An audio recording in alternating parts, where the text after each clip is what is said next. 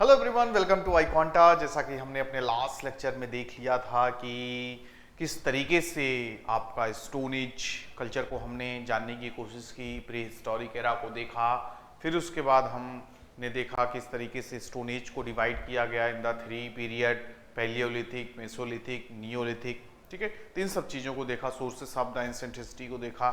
फिर उसके बाद चीज़ें धीरे धीरे आगे बढ़ती गई और एक नया फेज देखने को मिलता है, इंडस वैली सिविलाइजेशन, जिसके बारे में आपने सुना होगा। कौन नहीं जानता। द मोस्ट अर्बनाइज फेज हुआ करता था उस समय।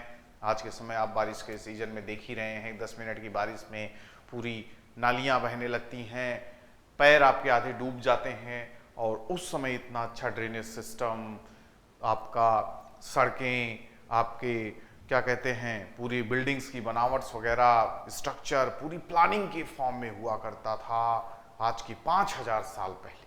तो आज हम स्थिति देखते हैं, ये स्थिति है कि ढंग से आपका प्लानिंग ही नहीं है। तभी तो सारी चीज़ें आपको देखने को मिलेंगी कि 10 मिनट की बारिश में नदियाँ बहने लगती हैं, झील में तक कन्वर्ट हो जाते हैं आपके नोएडा गुरुग्राम जैसे साइबर सिटी। ठीक है, तो ये सब सारी चीजें, तो उसी के बारे में हम लोग जानने वाले हैं। Indus valley Civilisation is also known as bronze age civilisation, भी इसी को ही कहा जाता है, भी ध्यान में रखिए। ठीक है ना, ये भी आपसे एग्जाम में साफ साफ क्वेश्चन पूछ लेते हैं, ब्रॉन्ज एज सिविलाइजेशन। क्योंकि अब धीरे धीरे क्या शुरू हो गया था, ब्रॉन्ज के टूल्स वगैरह ये सब सारी चीजें यूज करना शुरू कर दिए थे। ठीक है, इसके पहले आपने देखा कॉपर, सबसे पहला कॉपर मेटल हुआ करता था। ठीक है, फिर कॉपर के बाद आपका देखिए टिन आ गया, तो कॉपर और टिन को हमने मिला दिया तो क्या बन गया, ब्रॉन्ज बन गया। तो इसी सभ्यता को ब्रॉन्ज एज सिविलाइजेशन भी कहते हैं। तो क्यों इतनी सभ्यता ये महान थी, क्यों इतनी मोस्ट अर्बनाइज कही गई, टाउन प्लानिंग यहाँ के, इसके फीचर्स वगैरह इतने बेहतरीन क्यों रहे, तो ये सब एक एक चीज करके हम कई सारे लेक्चर्स में इसको देखेंगे। बहुत बड़ा आपका टॉपिक भी है, बहुत बड़ा आपका लेक्चर भी है।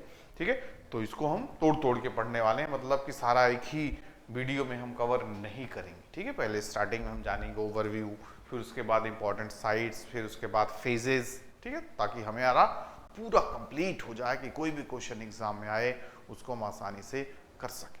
ठीक है, तो आगे बढ़ते हैं, जानने की कोशिश करते हैं। The advent of the Indus valley Civilisation is also known as the Harappan civilisation.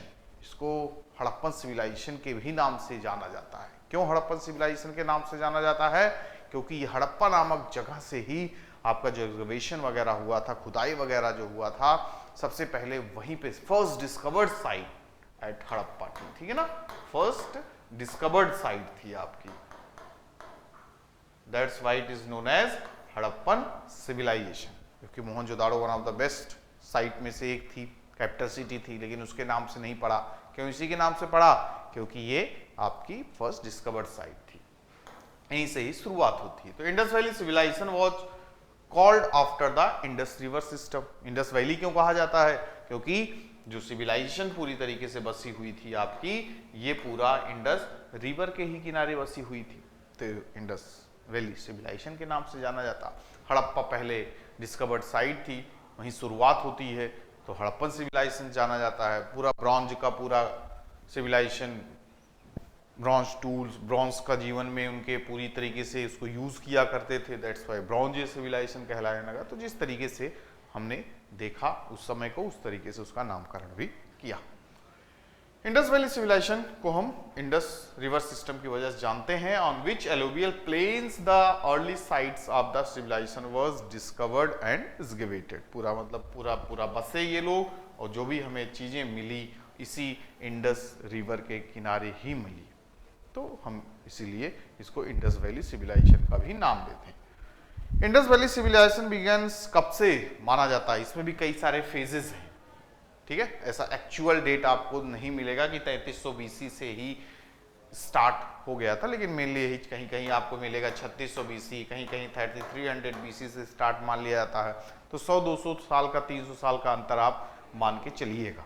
ठीक है, डेक्लाइन फेज में भी देखने को मिलता है और इस फेज में भी देखने को आपको मिलेगा, स्टार्टिंग में भी और डेक्लाइन फेज में भी।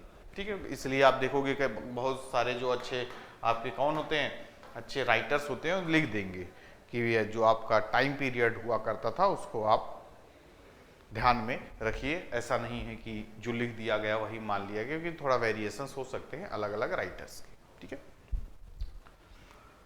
इट थ्राइव बिटवीन द 2600 से 1900 बीसी के बीच का जो पीरियड माना जाता है, ये आपका मैच्योर फेज माना जाता है। जैसे आपका ना 3 फेज में मेनली हड़प्पन सिविलाइजेशन को भी डिवाइड किया गया, एक अर्ली फेज है आपका, फिर एक मैच्योर फेज है, एक आपका लेटर फेज है, डिक्लाइनिंग फेज कहा जाता है। तो ये वाला जो मैच्योर फेज है, इसको मेनली यही 2600 बीसी से लेके 1900 बीसी, या कहीं कहीं 2550 बीसी से लेके 1850 या 1750 बीसी, ऐसे कई सारे डेट्स मिलते हैं। तो यही आप मेनली मान सकते हैं, इसी आसपास के बीच का पीरियड ही आपका मैच्योर फेज माना जाता है, मैच्योर इंडस वैली सिविलाइजेशन मानी जाती है। It began to decline around 1900, इसके बाद का वही लेटर फेज ही क्या कहलाया जाने लगता है, आपका डिक्लाइनिंग फेज कहलाया जाता है, ठीक है। This is also known as Harappan civilization, जो हम देख ही रहे हैं। After the first city unearthed, Harappa Punjab Pakistan region में, ठीक है। पहली डिस्कवर्ड साइट थी हड़प्पा, इसलिए इसको कहा जाता है Harappan civilization. The first evidence of cotton production has been discovered in Mehrgarh, ठीक है। जो कॉटन का भी डिस्कवर्ड, सबसे पहले क्रेडिट इसी हड़प्पन सिविलाइजेशन को भी जाता। पूरी दुनिया में सबसे पहला कॉटन प्रोडक्शन का, कॉटन जो प्रोड्यूस किया हड़प्पन सिविलाइजेशन, और जगह का भी नाम है आपका मेहरगढ़ इन पाकिस्तान। साइट्स वगैरह का भी आप देखिएगा, मैच द फॉलोइंग वगैरह में भी आपसे पूछते रहते हैं, ठीक है ना। Mehrgarh in Pakistan, dating back to the pre Harappan civilization के वक्त के समय की बात है, ठीक है।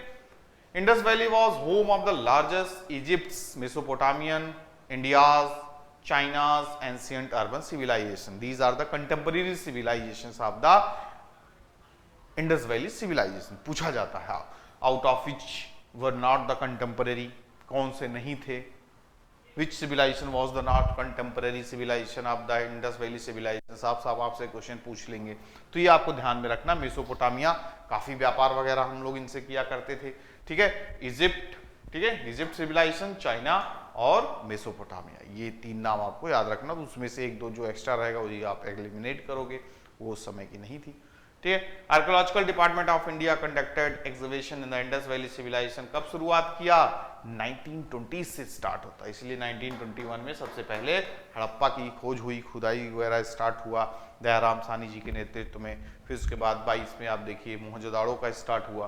तो 1920 से स्टार्ट होता है। unearthed the ruins of 2 ancient towns, Mohenjodaro and Harappa. सबसे एंशिएंट मोस्ट टाउन और सबसे बड़ी अर्बन सिटी थी, जैसे आज की दिल्ली, मुंबई आप समझ लीजिए सबसे बड़ी आपकी सिटी है, तो उसी तरीके से Mohenjodaro was the capital city और हड़प्पा थी। तो इनकी खुदाई वगैरह स्टार्ट होती है 1924 में सबसे पहले, फिर फाइनली जब हो जाता कि हाँ एग्जिस्ट करता था, खुदाई वगैरह काफ़ी चीज़ें मिली, तो फिर उसके बाद पेपर वगैरह पब्लिश होता है।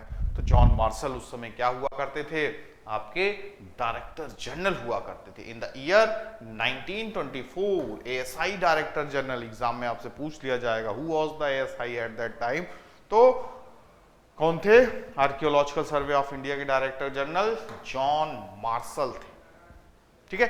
तो proclaim to the world the finding of new civilization in the Indus valley, ठीक है। इन्होंने ही दुनिया के सामने चीजों को रखा और बताया कि भैया इतना बड़ा, दुनिया की सबसे महान सभ्यताओं में से एक इंडस वैली सिविलाइजेशन की खोज हुई है और उसके ये सारे सबूत हैं, तत्व हैं, ठीक है। तो ये नाम आपको याद रखना है। एक क्वेश्चन आपका और बन जाता है, who was the first director general of ASI, ठीक है, अलेक्जेंडर कनिंघम वगैरह, सब भी आपको ध्यान में रखना होगा, कभी भी क्वेश्चन पूछ सकते हैं। देन ओरिजिन एंड इवोल्यूशन, कहां से स्टार्ट होता है, कैसे क्या, सारी बातें तो हम लोग करते आना। Archaeological discoveries made during the previous 8 decade demonstrate the Harappan cultures progressive growth. तो इसमें भी आपका फेजेस हैं, pre Harappan, early Harappan, mature Harappan, ठीक है, फिर उसके बाद लेट हड़प्पन। तो इतने सारे आपके इवोल्यूशन का पीरियड है, मतलब आपका यहाँ पे जो आपको बताया नहीं, प्री हड़प्पन आपका वही चला जाएगा 3500, 3600 से लेके, ठीक है। फिर उसके बाद आपका मैच्योर हड़प्पन, अर्ली हड़प्पन आएगा, फिर मैच्योर हड़प्पन आ जाएगा 1750 से कब से कब तक, 2500, 2550 और 2600 से लेके। तो इसको फेजेस में बांटा गया है ताकि हम क्या कर सकें, मेजर स्टेजेस और पीरियड्स ऑफ डेवलपमेंट से, ठीक है, ताकि हम उसको अच्छे तरीके से समझ सकें। एक्सटेंशन वगैरह देखिए कहां से कहां था कि eastern Balochistan is the location of the pre Harappan stage.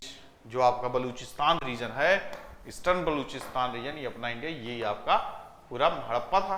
Harappa का ये पूरा आधा अपने यहाँ आधा इधर, ठीक है। तो ये ईस्टर्न बलूचिस्तान रीजन का जो पार्ट माना जाता है वो प्री हड़प्पन पीरियड माना जाता है, ठीक है।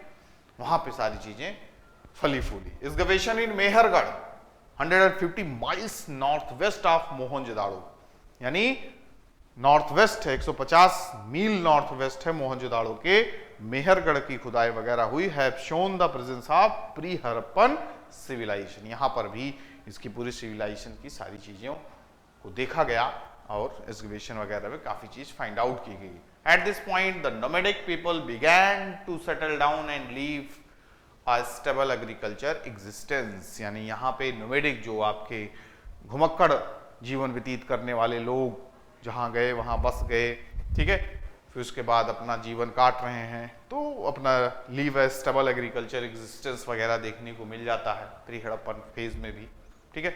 Early Harappan phase associated with the Hakra phase के नाम से भी जाना जाता है, उसी से एसोसिएटेड था हकरा नदी, which was discovered in the Ghaggar Hakra period valley. जो घग्गर नदी है, हकरा नदी के बीच में जो सिविलाइजेशन वगैरह प्री हड़प्पन फेज में देखने को मिलती है, वो आपकी इस नाम से भी जानी जाती है, हकरा फेज उसको कहा जाता है।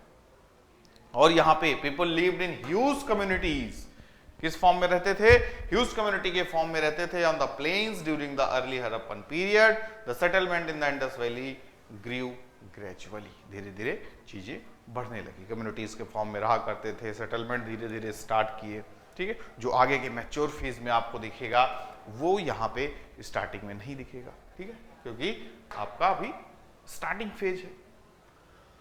तो during this time there was also a movement from country to urban life. अब धीरे धीरे कहां होना शुरू कर दिए, गांव से अर्बन यानी शहरों की तरफ लोग मूव करना शुरू कर देते हैं। The site of Amri and Kotdiji continue to provide evidence for the early Harappan period. यहां से भी काफी जानकारी हमें मिलती है अमरी और कोटजी से, ठीक है। कई सारे यहाँ पे आपके राइस वगैरह के भी यहाँ पे सबूत वगैरह मिले, चावल वगैरह के भी अमरी से, ठीक है। Great cities arose during the mature Harappan era, जो मैच्योर पीरियड है इसी में आपकी हड़प्पा और आपका मोहनजोदाड़ो, ये सब मैच्योर हड़प्पन पीरियड की सिटीज हैं। एक्सकवेशन एट कालीबंगम, ठीक है, Kalibangan in Rajasthan with their intricate town planning and urban elements demonstrate this stage of progression. इसी बीच के कालीबंगम काफी फेमस हुआ करता था, चूड़ियों के पूरे शोरूम्स मिला करे, देखिए जुते हुए खेत, हल वगैरह के यहाँ पे सबूत मिले, ठीक है, फायर अल्टर्स वगैरह यहाँ से मिलते हैं।